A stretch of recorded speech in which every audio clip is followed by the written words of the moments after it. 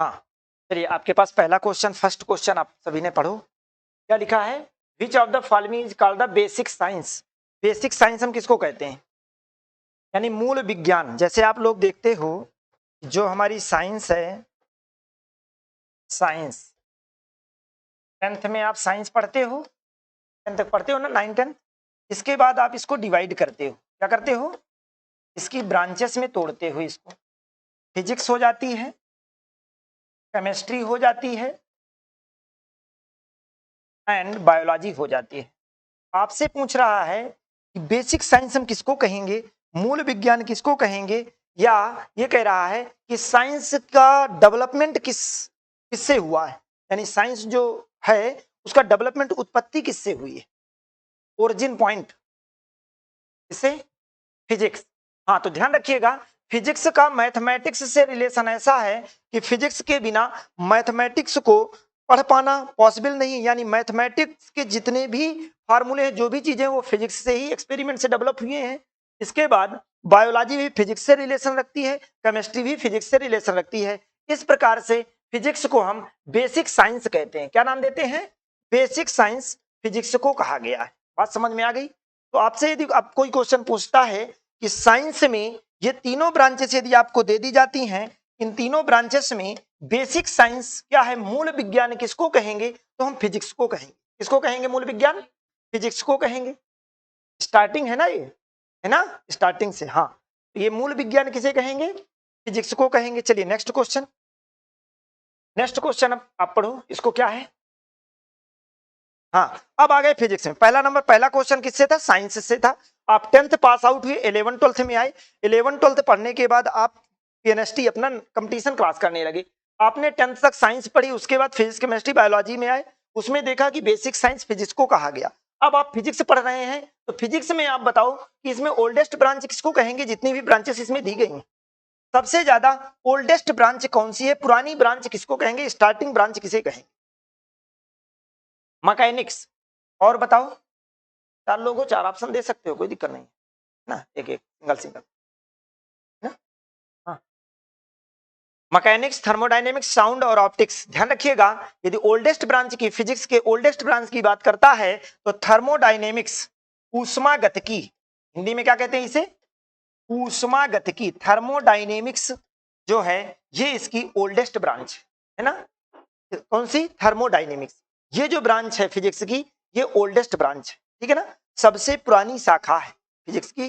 भौतिकी की सबसे पुरानी शाखा या ओल्डेस्ट ब्रांच हम ऊष्मागतिकी को, थर्मोडायनेमिक्स को कहेंगे। बात क्लियर हो गई? ओके, तो क्या समझ में आ रहा है क्वेश्चन? चलो नेक्स्ट। आप सभी लोग एक काम करिएगा, जितने भी क्वेश्चन हैं आप एक नोट्स बनाना है। सबसे पहला नंबर क्या करना है आपको? नोट्स बनाना है। जो भी टॉपिक वाइज आपको क्लास में पढ़ाया जाता है उसको नोट्स में नोट डाउन करना है, रेगुलर वे पे, है ना।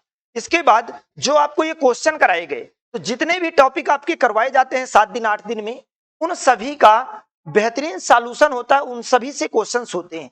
यानी एक बार रिव्यू होता है, यानी कि एक बार हम उसको अच्छे से रिवीजन कर सके उन टॉपिक्स को, है ना। तो क्वेश्चंस के थ्रू किस प्रकार आपके पेपर में क्वेश्चन पूछे जाते हैं ये रहता है। तो इन सभी क्वेश्चन को आप नोटबुक में ही रखना है। ऐसा नहीं रखना कि चलो ये क्वेश्चन है एमसीक्यू दूसरी जगह कर लें या PDF.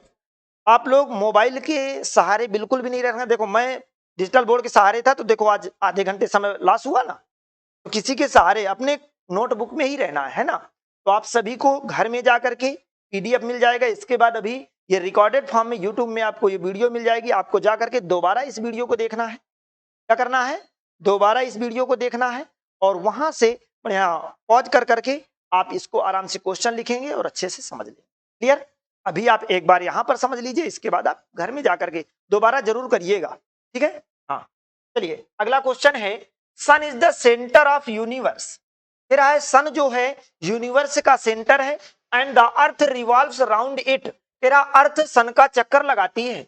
Which of the scientist enunciated this concept. यानी कह रहा है कि सूर्य के चारों तरफ पृथ्वी घूमती है, यही कह रहा है ना। यानी पृथ्वी सूर्य का चक्कर लगाती है। सिंपल सा यहां पर सन सेंट्रिक प्रिंसिपल दिया गया है। क्या दिया गया है? सन सेंट्रिक प्रिंसिपल या सन सेंट्रिक थ्योरी इसे कहेंगे। नाम लिख लीजिएगा, नोट डाउन करिएगा। सन सेंट्रिक प्रिंसिपल और सन सेंट्रिक थ्योरी, क्या नाम देंगे? सन सेंट्रिक प्रिंसिपल और सन सेंट्रिक थ्योरी। सन सेंट्रिक प्रिंसिपल का मतलब क्या है? इसे कहेंगे हिंदी में सूर्य केंद्रित सिद्धांत। क्या कहेंगे? सूर्य केंद्रित सिद्धांत। यानी सिंपल सा, सन को सेंटर मान करके अर्थ सन के चारों ओर चक्कर लगाती है। इस प्रिंसिपल को किसने दिया है?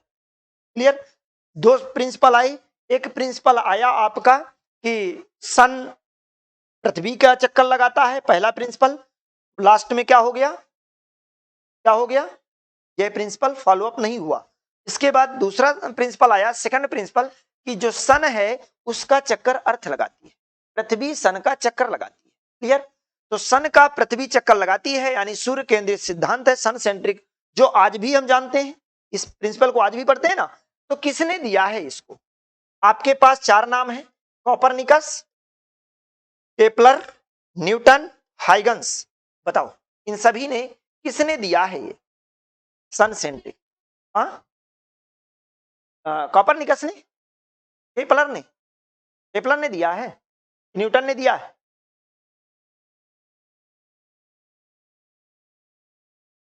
यहां पर केपलर ने इसको दिया है। इस थ्योरी को किसने दिया है? केपलर ने दिया है, याद रखिएगा। ठीक है? इसको कोपरनिकस ने बताया था कि सन पृथ्वी का चक्कर लगाती है। ठीक है ना? वो जो सन है वो पृथ्वी का चक्कर लगाता है। ठीक है ना? अर्थ का चक्कर कौन लगाता है? सन। बट केपलर ने बताया कि सन क्या है? फिक्स है, सन चक्कर नहीं लगाता है, अर्थ राउंड करती है। ठीक है? तो यहां पर केपलर हो जाएगा, इसका राइट आंसर क्या होगा? केपलर। ठीक है? हाँ, चलिए नेक्स्ट।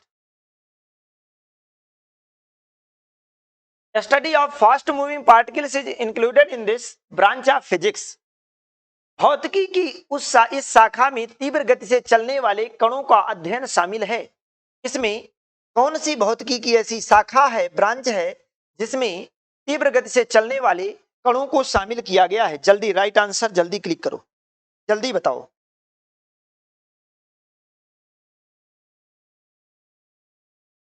सी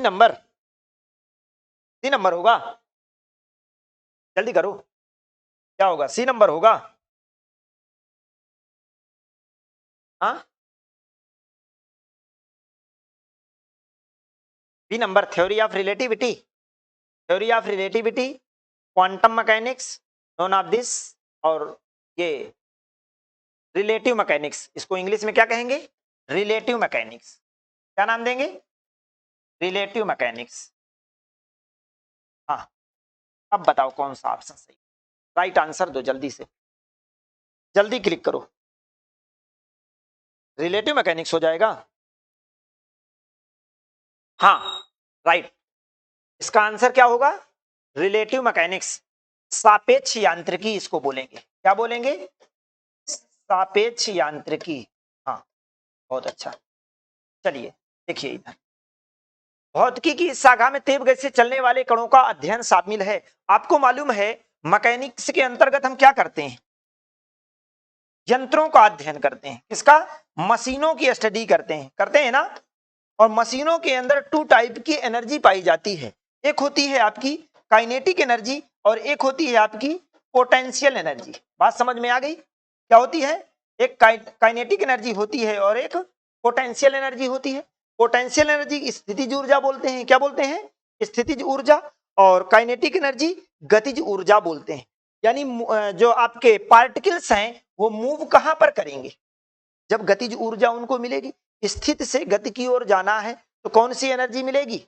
गतिज ऊर्जा। तो इसका जो सिद्धांत होगा, यंत्रों को मूव करने का, मशीन को आगे चलाने के लिए कौन प्रेरित कर रहा है?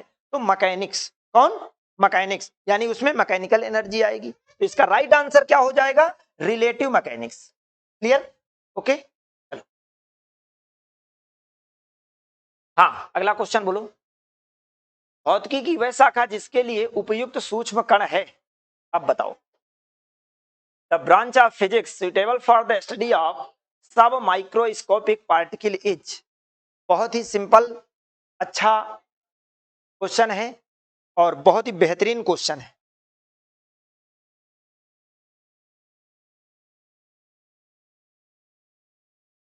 हाँ बहुत अच्छा, गुड। ध्यान रखिएगा, जहां पर हम सूक्ष्म कणों का अध्ययन करते हैं, छोटे छोटे पार्टिकल्स की स्टडी करते हैं, वो क्वांटम मैकेनिक्स के अंडर में आती है।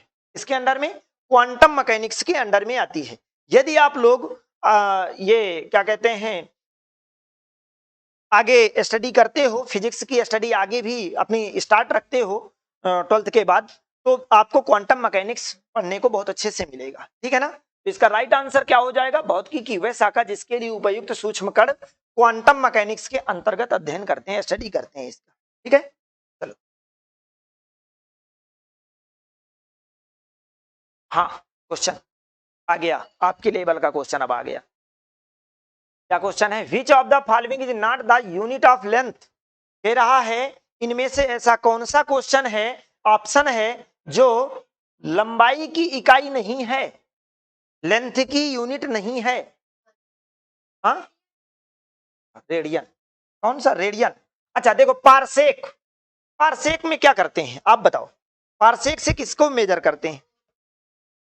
टू स्टार्स के बीच की, मान लो एक स्टार आपका, एक स्टार आपका ये है, ठीक है, और दूसरा स्टार आपका ये यहां पर मिल गया, ठीक है, दो स्टार है, इन दोनों के बीच की डिस्टेंस को आपको क्या करना है? मेजर करना है। डिस्टेंस, डिस्टेंस की डिफिनीशन क्या होती है? Total path length. मैं पीछे भी बता चुका हूं आपको, डिस्टेंस की डिफिनीशन क्या होती है? टोटल पाथ लेंथ, कुल चली गई दूरी, पथ की कुल दूरी, पथ की कुल लंबाई, है ना। जो आपका पथ है, पाथ है, उसकी कुल लंबाई, रास्ते की कुल लंबाई ही क्या कहलाती है? डिस्टेंस कहलाती है। और लंबाई की यूनिट क्या होती है? मीटर होती है। होती है कि नहीं होती? यानी यहां पर तो लेंथ की बात कर रहा है, पारसेक का काम है लेंथ मापना, यानी ये क्या है? लेंथ की यूनिट है। अब पूछ क्या रहा है आपसे? ऐसा कौन सा ऑप्शन है जो लेंथ की यूनिट नहीं है, लंबाई की इकाई नहीं है? यही कह रहा है ना, ये कह रहा है ना। चलो next, light year. Light year में क्या काम करते हैं आप बताओ? 1 लाइट ईयर इक्वल टू कितना होता है? 9.46 × 10⁻15 मीटर। मीटर यानी डिस्टेंस, अपने आप समझ में आ गया, है ना। तो लाइट ईयर क्या करता है? लाइट को अर्थ तक आने में कितनी डिस्टेंस तय करनी पड़ती है, वो इससे हम मेजर करते हैं, यानी डिस्टेंस ये भी मेजर करता है। चलो फर्मी, सबसे छोटी स्मॉलेस्ट यूनिट होती है, कितनी होती है? 10⁻⁻, जल्दी बोलो, 10⁻⁻15 मीटर। क्लियर? ओके। रेडियन क्या है? रेडियन आपको मैं पीछे स्टार्टिंग में बताया था, आपको मैंने दो टाइप की यूनिट बताया था। एक बताया था फंडामेंटल यूनिट, फंडामेंटल बताया था, यानी क्वांटिटीज दो टाइप की होती हैं, एक फंडामेंटल क्वांटिटीज और एक होती है आपकी कंप्लीमेंट्री क्वांटिटीज। बताया था क्या? फंडामेंटल का मतलब होता है मूल राशियां। क्या होता है? मूल राशियां। मूल राशियां कितनी होती हैं? 7 होती हैं। कितनी होती हैं? 7 होती हैं। कंप्लीमेंट्री यानी पूरक मूल राशियां। पूरक मूल राशियां वो कितने टाइप की होती हैं? 2 टाइप की, एंगल और सॉलिड एंगल। एंगल और सॉलिड एंगल। एंगल की यूनिट होती है रेडियन। एंगल की यूनिट क्या होती है? रेडियन। तो क्या ये लेंथ को मेजर कर रहा है? ये रेडियन एंगल को मेजर करता है, मेजर करता है ना। तो ये रेडियन ही इसका राइट आंसर हो जाएगा। क्या होगा इसका राइट आंसर? एंगल की यूनिट है। ओके, ये तीनों तो आपकी लेंथ की यूनिट थी ना, ये आपका एंगल की यूनिट है। बात समझ में आ गई कि नहीं? क्या यहां तक कोई डाउट है? नहीं ना? ओके, चलो नेक्स्ट क्वेश्चन बताओ। हाँ, मैं अभी इस क्वेश्चन को समझा देता हूं। How many metre are there in a light year? कह रहा है 1 लाइट ईयर में, अ लाइट ईयर कह रहा है ना, यानी 1 लाइट ईयर में, 1 लाइट ईयर का मतलब 1 प्रकाश वर्ष। क्या है? 1 प्रकाश वर्ष में कितने मीटर होते हैं? How many metre are there in a light year? How many metre are there in a light year? 1 प्रकाश वर्ष कितने मीटर के बराबर होता है? बात समझ में आ गई?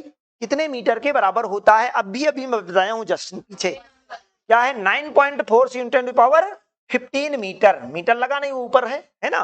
तो मीटर। क्या क्लियर हो गया, समझ में आ गया? इसको आप एबव में मैं पीछे बताया था 10 की पावर 16 मीटर भी लिख सकते हैं, क्यों 9.46 एबव 10 के नजदीक है, तो 10 की पावर 15 और एक 10 हो जाएगा तो 10 की पावर क्या हो जाएगा 16 हो जाएगा। क्या यहां तक कोई डाउट नहीं ना? Okay, next question. हाँ, ये तो हो चुका है, ये हो चुका है कंसेंट्रिक। हाँ, इसमें बताओ the suitable unit for measuring the size of nucleus is. बहुत अच्छा, कह रहा है किसी एटम के अंदर जो न्यूक्लियस है, एटम के अंदर क्या होता है न्यूक्लियस होता है ना, न्यूक्लियस की साइज का पता लगाना है तो किस यूनिट का, किस मेजरमेंट डिवाइस का, किस क्वांटिटी का यूज करेंगे, कौन सी यूनिट से मेजर करते हैं, मापते हैं। यानी सिंपल सा कह रहा है नाभिक के आकार का पता लगाने के लिए किस मात्रक का प्रयोग करते हैं हिंदी में बताओ। मैं लिखवाया हूं आपको, पीछे बता चुका हूं। सबसे छोटी यूनिट क्या होती है, और न्यूक्लियस के बारे में बता भी चुका हूं। इससे फर्मी सबसे छोटी होती है ना, तो फर्मी इससे स्मॉलेस्ट यूनिट को, स्मॉलेस्ट डिस्टेंसेस को पता लगाने के लिए किया जाता है, तो फर्मी का यूज करते हैं। क्लियर हो गया, ध्यान रखिएगा। 1 माइक्रोन आपका, ये तो कोई एंगस्ट्राम लिखा हुआ है, ए का मतलब क्या है angstrom millimetre. 1 micron equal to कितना बताया था 10 की पावर -6 मीटर, यही बताया था। 1 एंगस्ट्राम इक्वल टू 10 की पावर -10 मीटर बताया गया है। 1 मिलीमीटर इक्वल टू 10 की पावर, मिलीमीटर कह रहा है, 1 मिलीमीटर इक्वल टू कितना होगा 10 की पावर -3 मीटर, 10 की power -3 metre. Clear, 1 millimetre equal to होता है 10 की पावर -3 मीटर। क्या समझ में आ गया है? Clear, okay. 1 fermi equal to, okay, हाँ, next. Light year is the unit of, बता चुका हूं पीछे भी, आज भी बता चुका हूं, जब पढ़ाया हूं तब भी, ठीक है, यही सब चीजें पढ़ाई गई हैं अभी तक में, है ना। तो light year is the unit of, प्रकाश वर्ष किसकी इकाई है। तो कभी कभी क्या होता है लाइट ईयर लिखा रहता ना, तो बच्चे क्या करते हैं साल, टाइम पीरियड, टाइम मापने की, टाइम पे लगा के आ जाते हैं, जो कि ये टाइम को मेजर नहीं करता है, ये डिस्टेंस के बारे में बताता है, ठीक है ना। प्रकाश के द्वारा एक साल में चली गई कुल दूरी को मेजर करता है। बात समझ में आ गई ना, प्रकाश के द्वारा, लाइट के, सनलाइट के द्वारा एक वर्ष में चली गई कुल डिस्टेंसेस को ये मेजर करता है। तो इसका राइट आंसर क्या हो जाएगा, डिस्टेंस को मेजर करता है, इसको, लंबाई को। क्यों? क्योंकि 1 लाइट ईयर का वैल्यू होती है 9.46 10⁻15 मीटर, और मीटर किसकी यूनिट होती है, मीटर किसकी यूनिट होती है, लेंथ की यूनिट होती है ना। तो लेंथ यानी डिस्टेंस टोटल पाथ लेंथ, है ना। Okay, next question. पदार्थ की मात्रा की मूल इकाई, बहुत अच्छा, देखो आ गया आपका फंडामेंटल क्वांटिटीज से, है ना।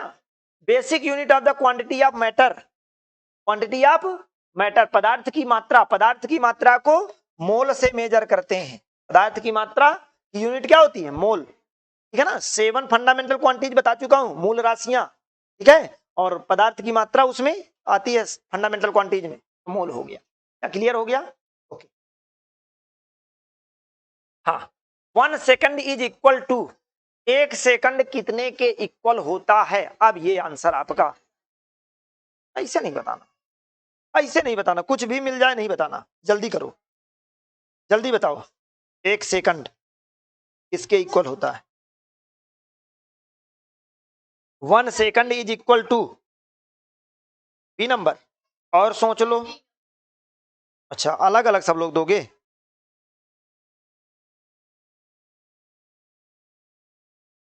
डी नंबर बोल रहे हो। अच्छा, डी नंबर कौन कौन बोल रहा है, बस आप लोग कुछ नहीं बोल रहे हैं। बी नंबर आपका, अच्छा चारों, अच्छा, इसका राइट आंसर डी है। राइट आंसर इसका क्या होगा, डी। 1 सेकंड कितने के इक्वल होता है, तो time required for 91926317 vibrations of caesium atom, ठीक है ना। तो ये इतने के इक्वल हो जाता है ये 1 सेकंड आपका। क्लियर, तो इसका डी ऑप्शन राइट होगा। लिख लेना ऐसे question. Which of the following smallest unit, smallest unit Fermi, Fermi इनमें सबसे स्मॉलेस्ट है, क्योंकि देखो मिलीमीटर 10 की पावर -3 मीटर कैसे स्मॉलेस्ट है ये भी जान लो, 10 की पावर -15 मीटर। एंगस्ट्रॉम, एंगस्ट्रॉम बताओ, 10 की power -10 metre, metre 1 metre equal to 100 centimetre, यदि ऐसे करेंगे ठीक है तो 1 मीटर। अच्छा, तो अब सबसे छोटी की बात, ये 1 मीटर ही लिखा हुआ है, ठीक। ये बताओ आप, माइनस में 3 है, माइनस में 15, माइनस में 10, तो अब ये बताओ आप, माइनस में जो 15 है ये सबसे छोटा होगा कि माइनस में 10 वाला या माइनस में 3 वाला? जितनी पावर निगेटिव होगी वो सबसे स्मॉलेस्ट वैल्यू होगी, ठीक है। जिसमें जितनी पावर निगेटिव होगी ज्यादा, वो सबसे क्या होगी, स्मॉलेस्ट वैल्यू होगी। क्या हो जाएगी, स्मॉलेस्ट वैल्यू हो जाएगी। क्लियर, तो इसका राइट आंसर क्या होगा, फर्मी, क्योंकि आपसे पूछा क्या है, स्मॉलेस्ट यूनिट, ठीक है। हाँ, प्रकाश वर्ष का विमीय सूत्र अब आपसे पूछ लिया, प्रकाश वर्ष का विमीय सूत्र, dimensional formula of light year is, dimensional formula आप लोगों 11 12th में पढ़ के आए हो, MLT होता है मास लेंथ टाइम से डिनोट करें जब किसी यूनिट को, तो वही डायमेंशनल फार्मूला होता है ना। तो बताओ, एल लेंथ, क्यों, रीजन, बहुत अच्छा, गुड। क्या है जो आपका लाइट ईयर है, प्रकाश वर्ष है, ये किसके बारे में बताता है, डिस्टेंस मेजर करता है। क्या मेजर करता है, डिस्टेंस मेजर करता है, और डिस्टेंस की यूनिट क्या होती है, मीटर होती है, और मीटर को हम यल क्या देते हैं, यल, लेंथ। क्लियर, तो इसका राइट आंसर क्या हो जाएगा, बी ऑप्शन इसका राइट हो जाएगा। ओके, हाँ चलो, प्लांक स्थिरांक, Planck constant is dimensionally equivalent to, यानी प्लांक कांस्टेंट का डायमेंशनल फार्मूला किसके इक्विवेलेंट है इसे, हाँ, एंगुलर मोमेंटम के, अपने से, ऐसे नहीं बोलना, कुछ सोचना है, देखना है, और इनमें सभी का निकालना भी है, तभी आप क्लियर कर पाओगे। जल्दी बताओ,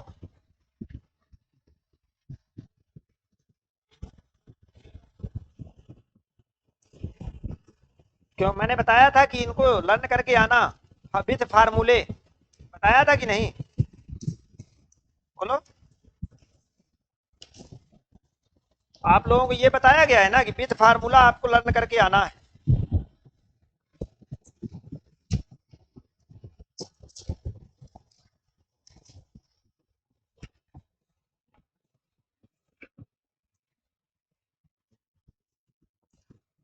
हाँ,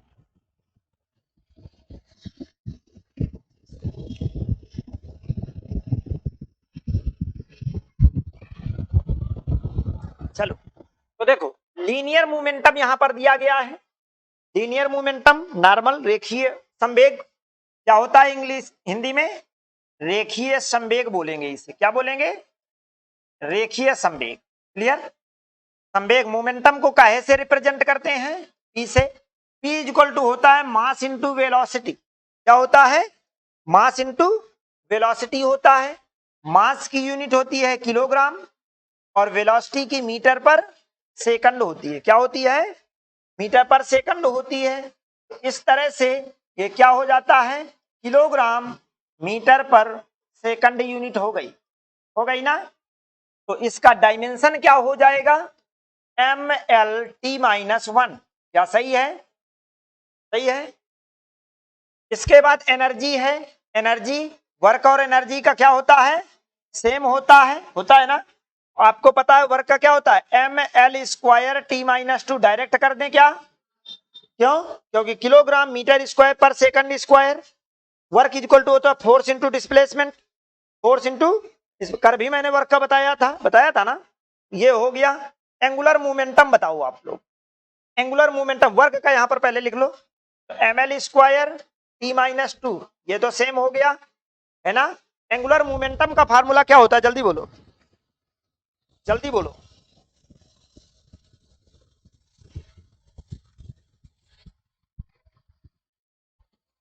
क्या होता है? तो देखो एंगुलर मोमेंटम का फार्मूला, एंगुलर मोमेंटम आप निकालोगे तो मोमेंट ऑफ इनर्शिया, फार्मूला लिख लेना, मोमेंट ऑफ इनर्शिया, जड़त्व आघूर्ण, हिंदी में क्या बोलेंगे? जड़त्व आघूर्ण इनटू एंगुलर वेलोसिटी, क्या बोलेंगे? एंगुलर वेलोसिटी, कोणीय वेग। ध्यान रखिएगा, कल मैंने आपको बताया था ये कोणीय वेग के बारे में, ये सॉरी मोमेंट ऑफ इनर्शिया के बारे में, एम आर स्क्वायर इसका फार्मूला होता है, यानी एम एल स्क्वायर हो जाएगा क्या? इसके बाद angular velocity T minus one होता है, एंगुलर वेलोसिटी का ध्यान रखिएगा, एंगुलर वेलोसिटी का क्या होता है? Radian per second, radian per second, तो टी माइनस वन होगा, ठीक है ना? तो ये क्लियर हो गया, M L square T minus one, ये इसकी यूनिट होती है पूरे की, एंगुलर मोमेंटम की, क्या होती है? M L square T minus one. अब आपको बताना है कौन सी यूनिट प्लांक कांस्टेंट से मैच खाएगी, तो अब आपको निकालना होगा प्लांक कांस्टेंट की यूनिट क्या होती है ना।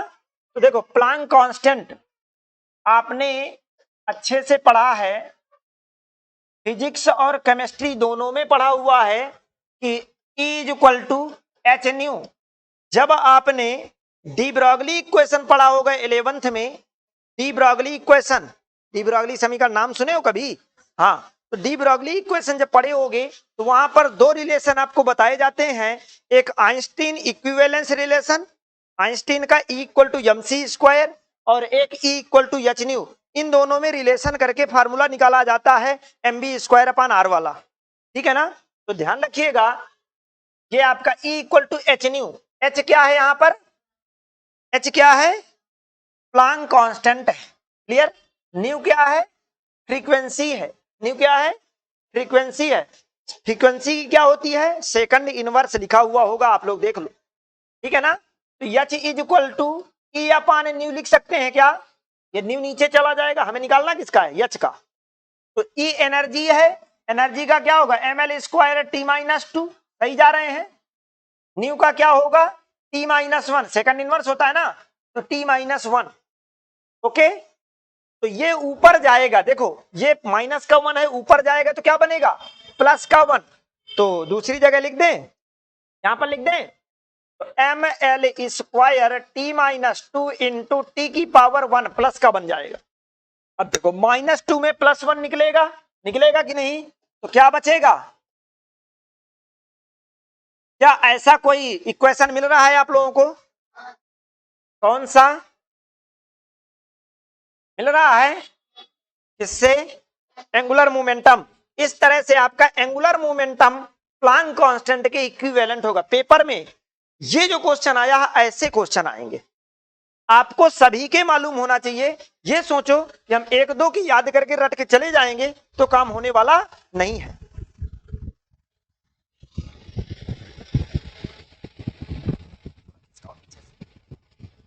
खिसकाओ थोड़ा सा अपने साइड,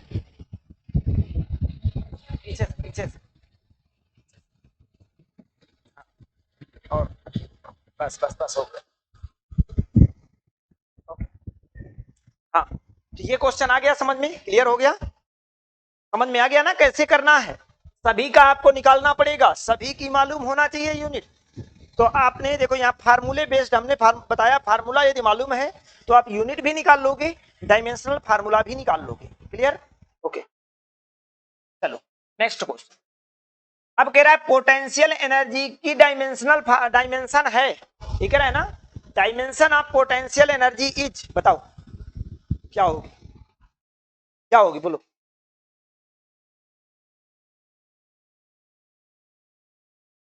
अरे आप लोगों को अभी अभी क्या बताया हूं?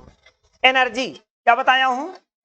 एनर्जी। ध्यान रखिएगा, अब ये एनर्जी शब्द की बस याद रखिएगा, किसी भी प्रकार की एनर्जी आए, चाहे पोटेंशियल एनर्जी आए, चाहे काइनेटिक एनर्जी आए, चाहे मैकेनिकल एनर्जी आए, चाहे इलेक्ट्रिकल एनर्जी आए, मतलब किसी भी प्रकार की एनर्जी, एनर्जी शब्द यदि जुड़ जाता है तो उसकी क्या डायमेंशन सेम हो जाती है। तो इसकी डायमेंशन क्या होगी?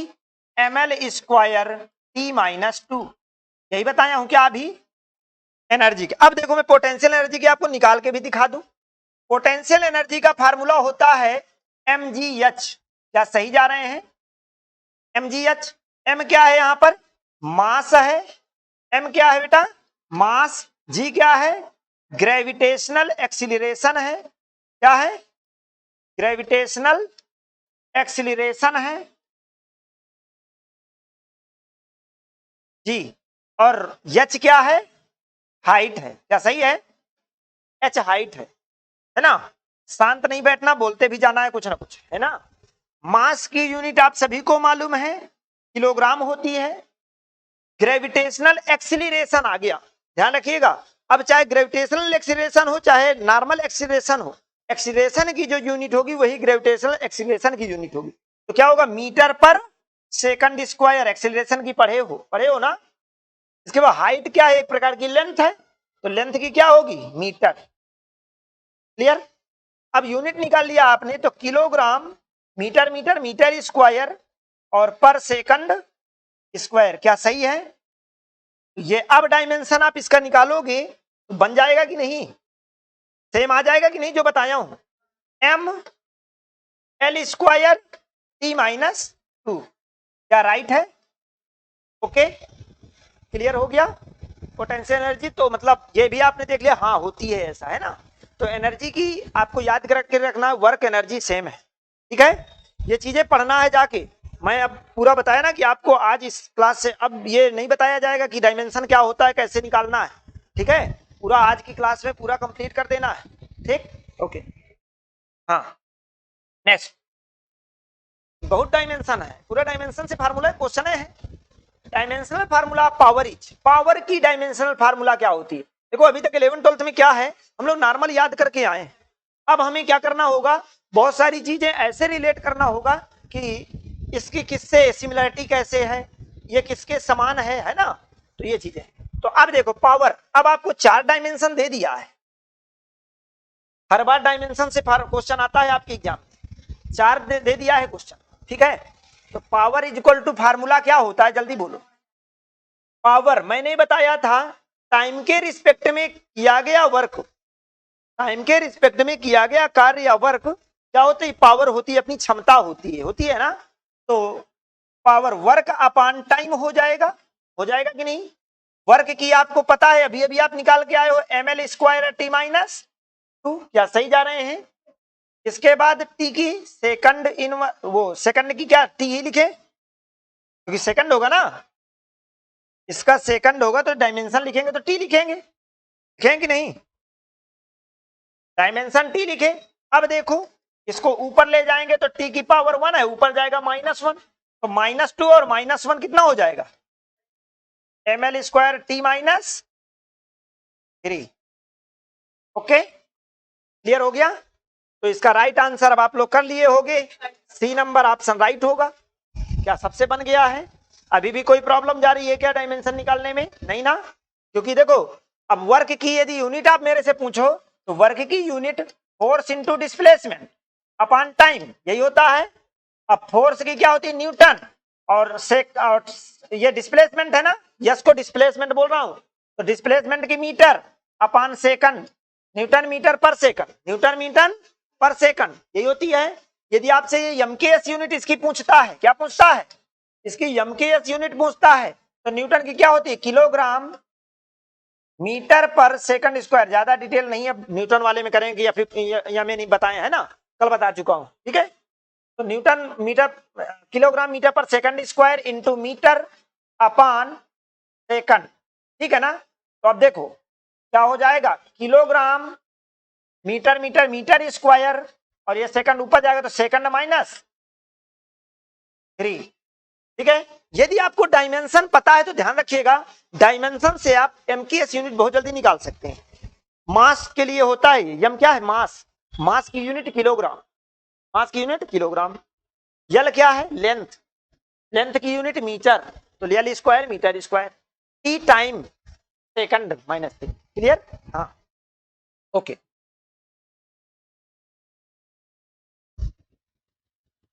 इस क्वेश्चन को बता दो, आप सभी लोग जानते हो, अच्छे से जानते हो।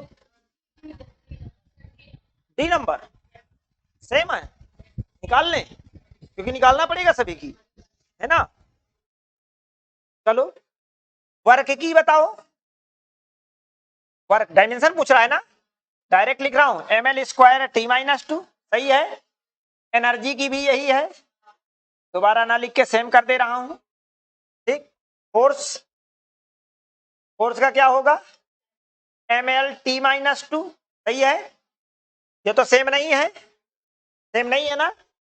चलो वेलोसिटी की मीटर पर सेकंड यानी LT-1, यही है, कॉमा मोमेंटम की mLT-1, ये भी नहीं है। इंपल्स आवेग है, क्या होगा बताओ, इंपल्स का क्या होता है, आवेग, इंपल्स जल्दी बोलो,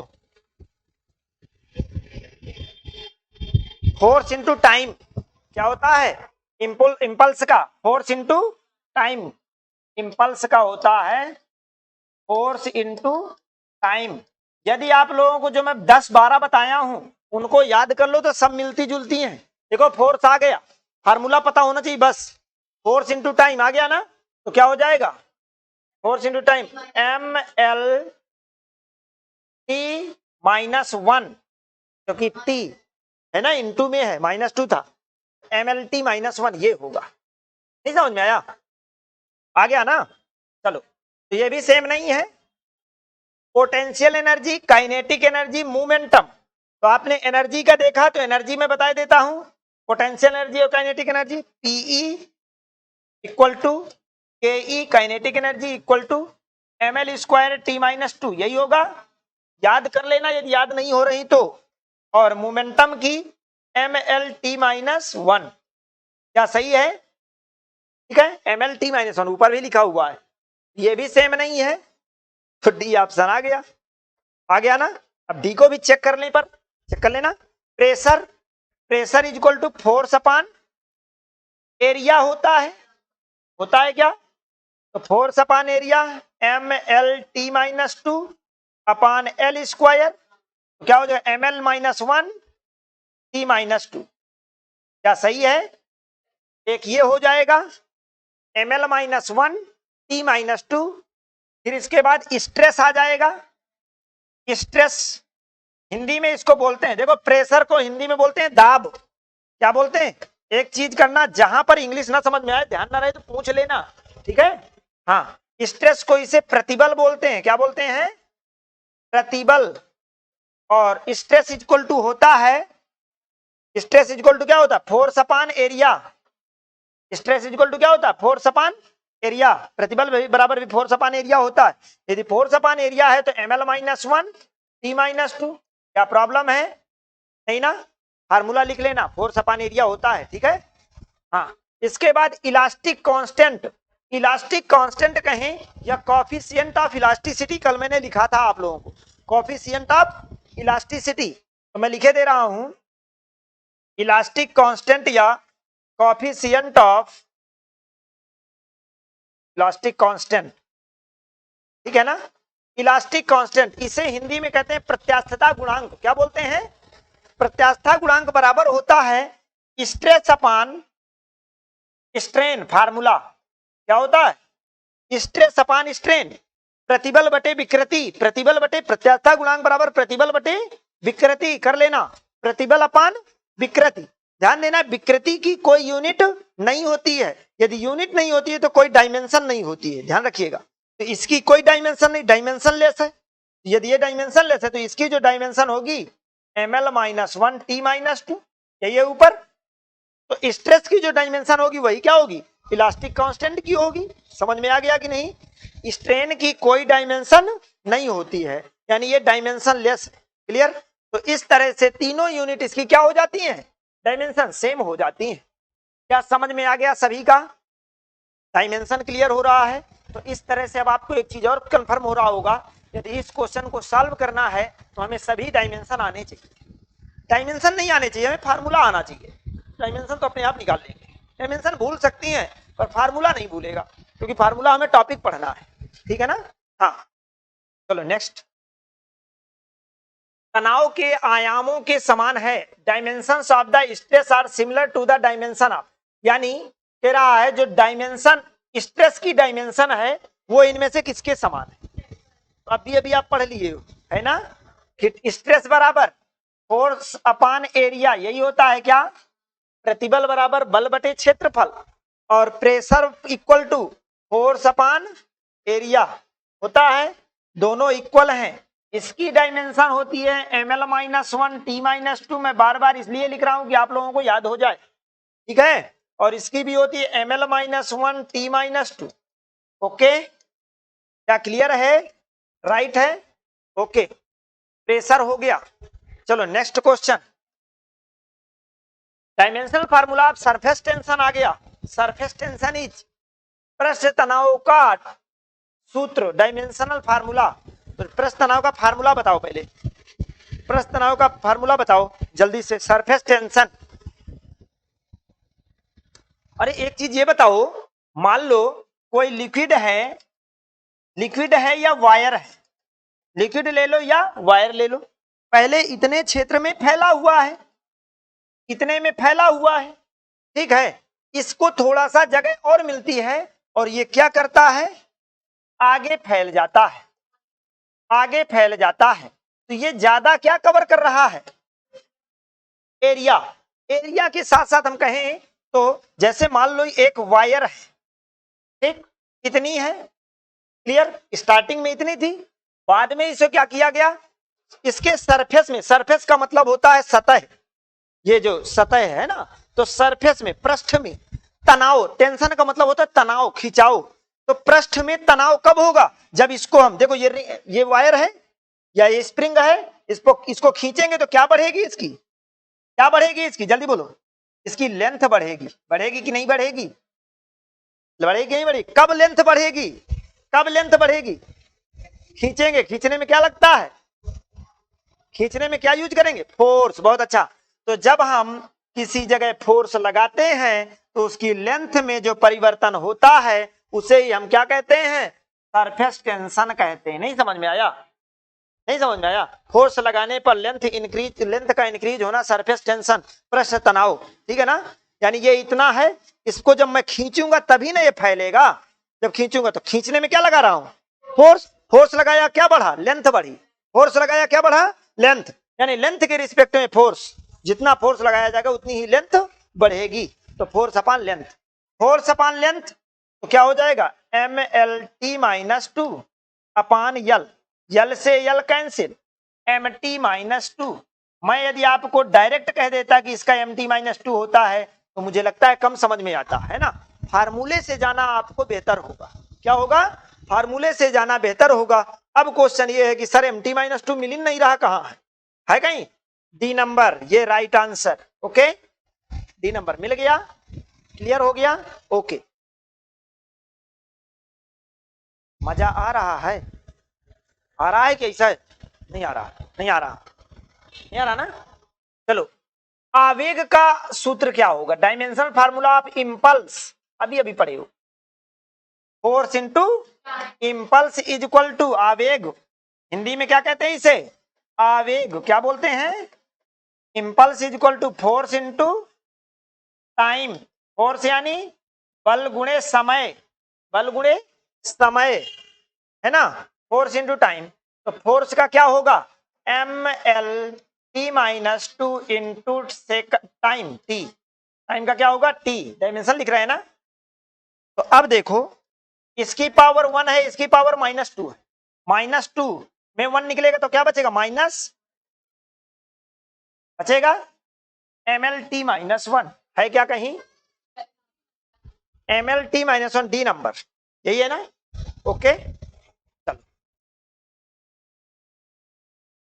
तनाव आ गया, फिर से स्ट्रेस, अभी अभी आप पढ़े हो स्ट्रेस, ml-1 t-2, नहीं पढ़े हो क्या, सही है, स्ट्रेस, बोला करो, बोला करो यदि पढ़े हो तो, force upon area ml-1 t-2, t-2, clear है क्या कोई, B number right answer, okay.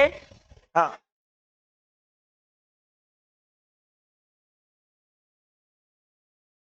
Number of significant figures in 3000 is 3000 में, गड़बड़ ना करना, 3000 में सार्थक अंक कितने हैं, सार्थक अंक कितने हैं, साइनिफिकेंट डिजिट्स कितने हैं, तो 3000 में कितने होंगे, इसको लिख सकते हैं 3 इंटू 10⁻³ लिख सकते हैं क्या।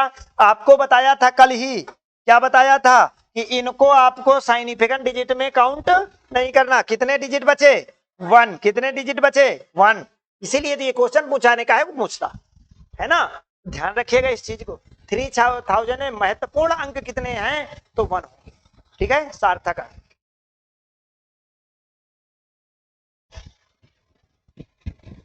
क्वेश्चन कठिन आ गया का,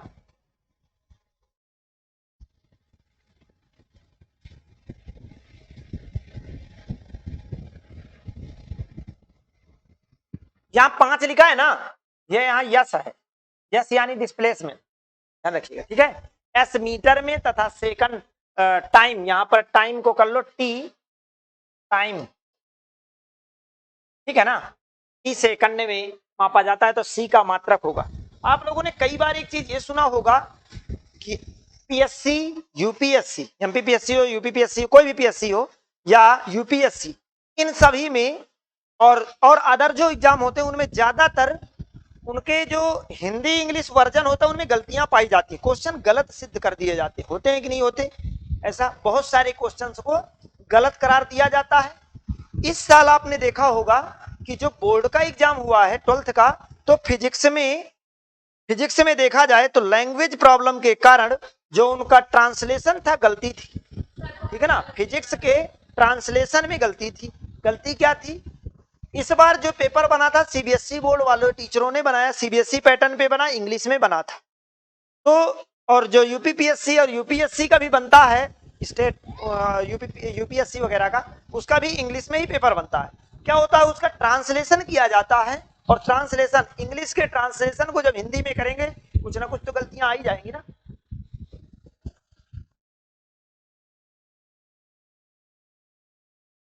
कुछ ना कुछ गलतियां तो आ जाएंगी ना। तो ये इंग्लिश को हिंदी में हमने भी किया है, ये गलतियां हैं, ठीक है ना। तो गलतियों को थोड़ा सा आप लोग ध्यान रखिएगा। इंग्लिश हिंदी, कहीं हिंदी से इंग्लिश को कन्वर्ट करते हैं, कहीं इंग्लिश से हिंदी, आप दोनों तो चीजें थोड़े टाइप करेंगे, है ना। चलो, इन द गिवन इक्वेशन, आपके पास इक्वेशन ये है, S equal to A plus B T plus C T square is measured in meter and second, then the unit of c will be, यानी यस की जो यूनिट है, यहां पर metre लिखा है ना, एस की यूनिट क्या है, मीटर है। यदि यस को मीटर में मेजर किया जा रहा है कह रहा है, और टाइम को सेकंड में मेजर किया जा रहा है, तो आपको बताना है यहां पर सी की यूनिट क्या होगी। जब ऐसे क्वेश्चन आए, मान लो मैं तीनों की यूनिट आपको बता देता हूं, मान लो आपसे पूछता ए की यूनिट क्या होगी, तो ए कैसे निकालेंगे आप, तो देखो एस इक्वल टू, ये फार्मूला दिया गया है ना, तो जब ए की पूछे तो आपको क्या करना है, एस इक्वल टू ए कर देना है, उतना ही बस लेना है, शेष नेग्लेक्ट कर देना है। क्या कर देना है, शेष नेग्लेक्ट कर देना है। ए की तो मालूम नहीं है, पर यस की मालूम है। यस की क्या है, यस की कितनी है यूनिट, मीटर है। यस की कितनी है, मीटर, तो यस की यूनिट मीटर है, और ए की मालूम नहीं, तो ए की मालूम चल गई कि नहीं, ए बराबर ए की यूनिट क्या होगी, अब यहां पर मीटर हो जाएगी। मान लो आपसे बी की पूछता है, क्या है कि, तो यस इक्वल टू क्या कर दोगे, बीटी, क्या कर दोगे, टर्म्स लेते हैं, टर्म्स, प्रत्येक टर्म को, जिस टर्म से पूछेगा उस टर्म को लेंगे। तो बी, यस की, इसमें तो ए बस था, बीटी, बी की पूछा तो बीटी ले लिया, हमें निकालना किसकी, बी की, तो ये टी नीचे आ जाएगा, इसके आ जाएगा कि नहीं, तो यस अपान टी हो जाएगा। तो यस की क्या होगी, मीटर, और टाइम टी की सेकंड, क्या आ गया, मीटर पर सेकंड। नहीं समझ में आया, तो बी की यूनिट अब आपसे पूछता तो सेकंड, मीटर पर सेकंड आ जाता। अब यहां पर क्या पूछा, सी की, तो S is equal to C T square लिखेंगे, टर्म्स लेंगे, S is equal to C T square, तो C is equal to S upon T square, तो मीटर पर सेकंड स्क्वायर। क्या सही है, इसकी राइट आंसर क्या होगा, मीटर पर सेकंड स्क्वायर है कहीं, ये, हाँ ये नहीं, ये होगा, ये वो लगा है ना, मीटर पर सेकंड -2, ये होगा, ठीक है। मीटर पर सेकंड तो इसकी है बी की, ठीक, ये वाली मीटर पर सेकंड स्क्वायर बना लो ये। ओके, तो मीटर पर सेकंड, क्या ऐसा क्वेश्चन आएगा तो निकाल लोगे। अब ध्यान दीजिएगा, जब ऐसा इक्वेशन वाला क्वेश्चन आए तो प्रत्येक टर्म को इक्वल कर देते हैं, ठीक है ना। तो टर्म से आप निकाल लोगे, चाहे ए बी सी जिसकी भी मांगेगा। चलो नेक्स्ट, न्यूटन सेकंड किसका मात्रक है? न्यूटन सेकंड, न्यूटन सेकंड, तो देखो न्यूटन सेकंड का मात्रक न्यूटन सेकंड, यही है ना। इसको एक काम करें हम, वेग का क्या होता है? मीटर पर सेकंड, ये तो हो नहीं सकता।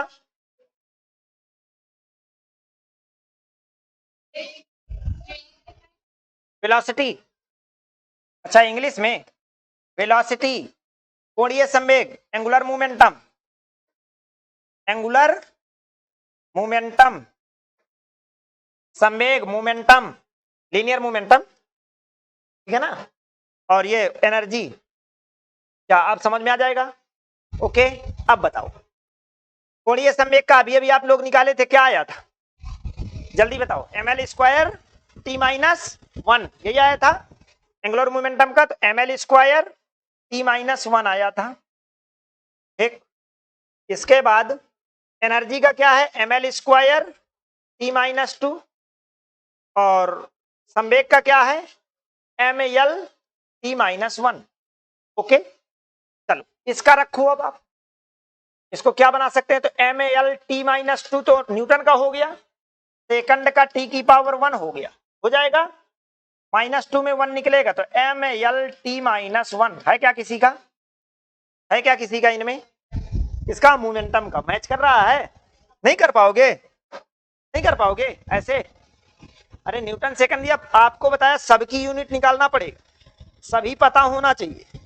ये आप सोचो कि एक तो कॉन्सेप्ट आपके क्लियर होने चाहिए सभी, तब ऐसे क्वेश्चन सॉल्व कर पाओगे। ये यूनिट वाले क्वेश्चन है तो कम मान नहीं सकते, ठीक है ना। तो मैंने आपको वेलोसिटी सब बता दिया, इनका सबके यूनिट बता दिया। इसके बाद न्यूटन सेकंड, न्यूटन की डायमेंशन ये लिख दिया, इसका डायमेंशन ये लिख दिया, और डायमेंशन डायमेंशन मैच कर गए, इसका मतलब सेम है यूनिट, ठीक है ना।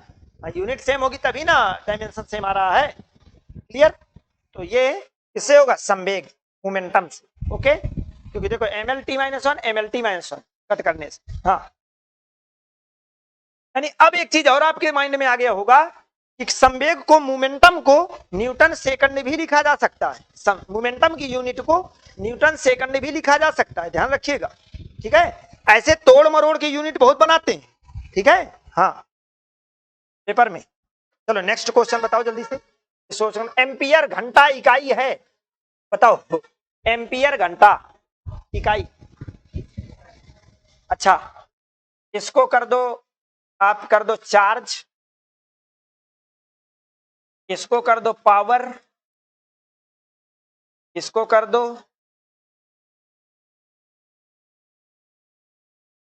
Power of electric current, power of electric current, और इसको कर दो एनर्जी। क्या कर दो? एनर्जी कर दो, ओके, हो गया ना। इसको आप क्वांटिटी ऑफ या अमाउंट ऑफ इलेक्ट्रिसिटी भी कह सकते हो, ठीक है। इलेक्ट्रिसिटी में किसका अमाउंट होता है ये बताओ?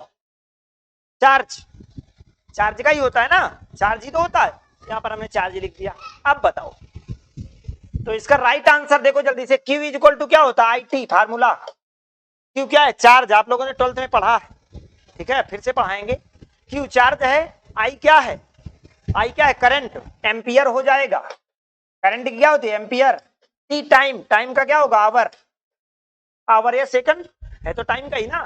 तो एम्पियर घंटा किसकी इकाई होगी? चार्ज की। नहीं समझ में आया? समझ में आ गया कि नहीं? Q equal to I T, ठीक है, हाँ। चलो नेक्स्ट, वोल्ट, ये वोल्ट लिखा है, वोल्ट। वोल्ट किसको डिनोट कर रहा है? वोल्ट,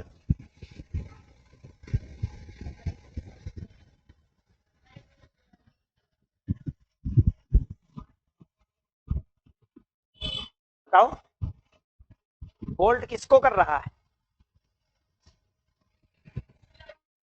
वोल्ट की इकाई बताओ, जूल अपान सेकंड हो जाएगा वोल्ट की। वोल्ट इक्वल टू वोल्ट किसका होता है, पोटेंशियल है ना। वी इक्वल टू क्या होता है, डब्ल्यू अपान क्यू। क्या सही है, डब्ल्यू अपान क्यू ये तो है ना, तो डब्ल्यू अपान क्यू यानी जूल पर कूलाम, जूल पर कूलाम यही होगा, जूल पर कूलाम। अब यहां पर क्या है, जूल पर सेकंड है ना, कूलाम।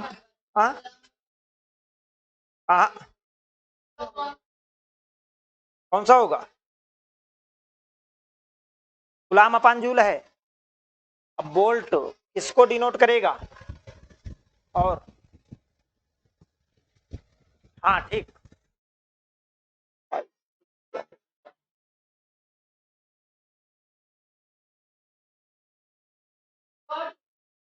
हाँ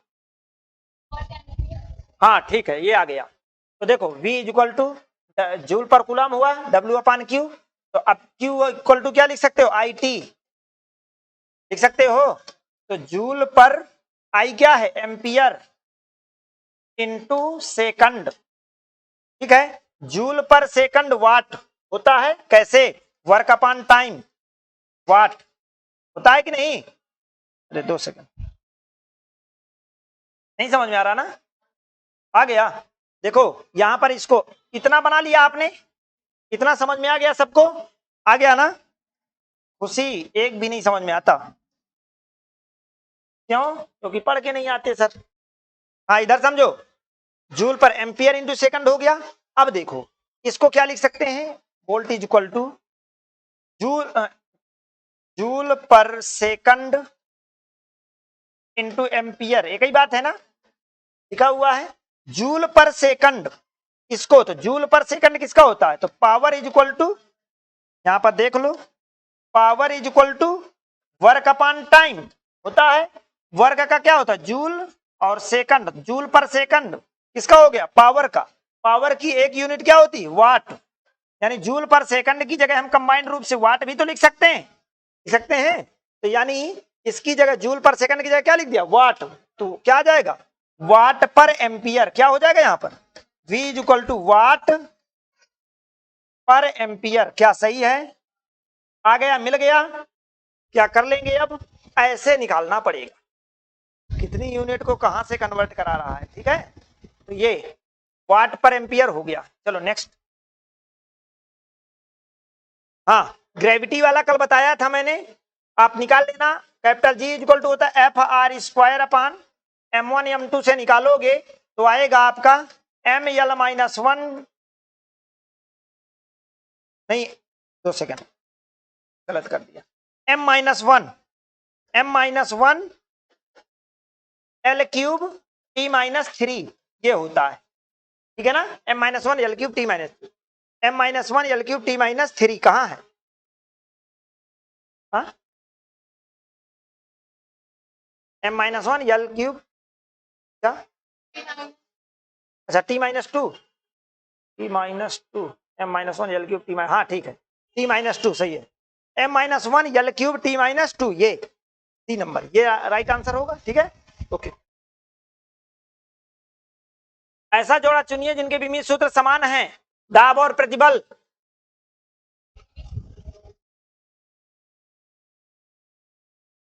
प्रेशर एंड स्ट्रेस, क्या सही है, प्रेशर एंड फोर्स, क्या सही है, stress and strain, power and force, ये नंबर राइट है। ओके ठीक है ना, अभी अभी आप पढ़े हो। चलो नेक्स्ट बताओ जल्दी से, शक्ति का मात्रक, अभी अभी आप पढ़े हो, जूल पर सेकंड या वाट, दोनों अभी अभी पढ़े हो, करे हो ना। हाँ नेक्स्ट, जिनके विमीय सूत्र समान है, दाब प्रतिबल, वही वाला, वही दिया है, ठीक है ना। तो pressure and stress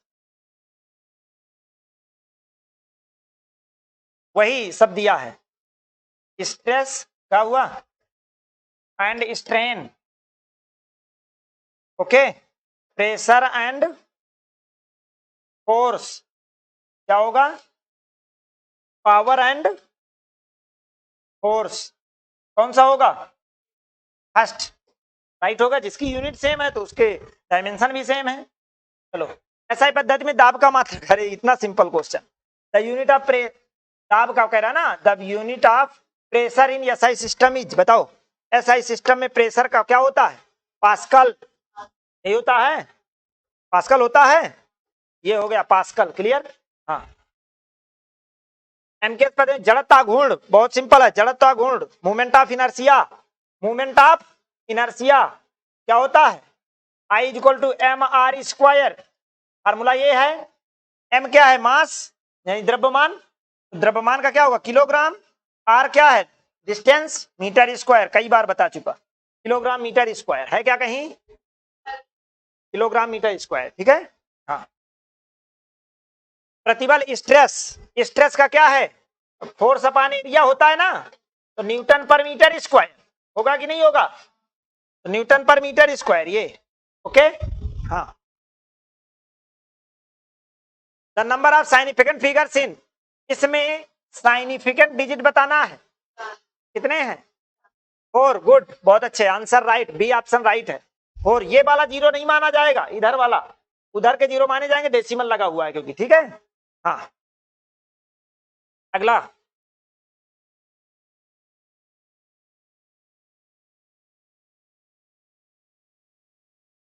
same dimensional formula, इनमें से कौन से पेयर की डायमेंशनल फार्मूला सेम नहीं है, किस युग में का विमीश्रुत समान नहीं है, तो work and torque, angular momentum and Planck constant, angular momentum और प्लांक कांस्टेंट समान है, इक्वल है, अभी पीछे करके आए हो। Tension and surface tension, tension and surface tension, tension and surface tension, तनाव, प्रतिबल, इंपल्स एंड लीनियर मोमेंटम क्या सेम है, इंपल्स एंड इंपल्स क्या है, फोर्स इनटू टाइम, यही है, तो M L T minus one, हाँ M L T minus one इसका भी होगा, इसका इंपल्स का, और लीनियर मोमेंटम का क्या होगा, M L T minus one, दोनों सेम है ना, ये सेम है, आप ध्यान रखिएगा, ये एंगुलर मोमेंटम प्लांक ये भी सेम है, वर्क एंड टॉर्क भी सेम है, ये आपका सेम नहीं है, याद रखिएगा, क्या है, tension and surface, tension stress, tension यानी स्ट्रेस, ठीक है, सरफेस टेंशन में mt -2 होता है, क्लियर, ये हो जाएगा, नहीं समझ में आया। हाँ, चलो लास्ट, सबसे सटीक, सबसे बिल्कुल मोस्ट प्रिसाइज मेजरमेंट, कल बताया था ऐसा क्वेश्चन है, most precise measurement, most precise measurement में ये बताया था कि जिसके सबसे ज्यादा जिसका वो होगा, क्या नाम, साइनिफिकेंट डिजिट्स होंगे, तो वो सब मोस्ट प्रिसाइज होगा, यानी सबसे अधिक अच्छा एक्यूरेसी देगा, है ना। कौन सा होगा, तो देखो 5 पॉइंट mm, मैंने बताया था कि इनका भी कोई इफेक्ट नहीं पड़ता है, पड़ता है, हाँ, तो फिर सभी सेम हो जाएंगे ना। तो आप एक काम करो, इसका देखो, हाँ 5.00 है ना, तो ठीक है ना, पॉइंट में लगा है, तो पॉइंट में तो इसका आ जाएगा 00 इन, और 30 इसमें आएंगे, सबसे ज्यादा इसका होगा, क्योंकि mm में मिलीमीटर होगा तो अपान में 3 जीरो जाएंगे, इसमें सेंटीमीटर होगा तो 2 जीरो अपान में जाएंगे, इसमें मीटर होगा तो 2 जीरो मल्टीप्लाई में आएंगे, इसमें 3 जीरो मल्टीप्लाई में आएंगे, पॉइंट लगा है तो ये 0 10 की पावर में नहीं लिख सकते, ध्यान रखिएगा। तो इसका राइट आंसर क्या होगा, डी, ओके, पॉइंट लगा इसलिए, पॉइंट ना लगा होता तो फिर ये ना होता। हाँ, विच of the following ratios express pressure, बताओ, फोर्स अपॉन, प्रेशर के लिए फोर्स अपॉन एरिया, यही ना फार्मूला बता रहा हूं अभी, P इक्वल टू क्या होता है, फोर्स अपॉन एरिया, ओके।